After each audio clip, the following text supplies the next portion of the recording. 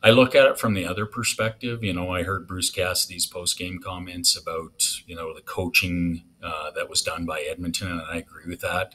I think the tactical adjustments that Kris Knoblauch makes, which he did in last year's playoff run too, that is a direct contributor to why this team plays better later in the series. Like, he has a very keen eye on these things. So I look at it tonight and I think, what can Vegas do against the Edmonton Oilers as opposed to vice versa? And if you are running these 4 lines and these deep pairings now, I'm not sure there's a matchup Bruce Cassidy could sit there and say, "Oh, I'm going to chase that matchup because there's an obvious advantage."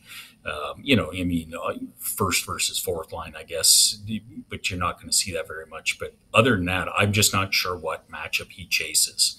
And then after that, it just becomes a little bit of a battle of goaltending, and whether the Oilers big guns outplay the Vegas big guns, and which happened in the last game and has happened in 3 of the 4.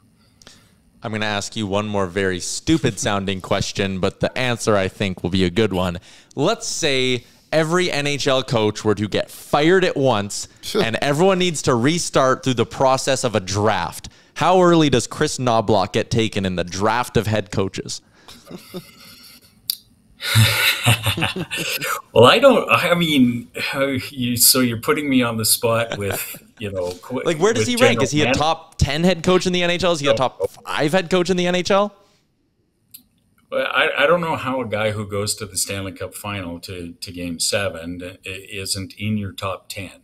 Is he in your top 5? Well, let's give it another 6 weeks. But I think personally, he's a much more effective coach than I think he's given credit for in this marketplace.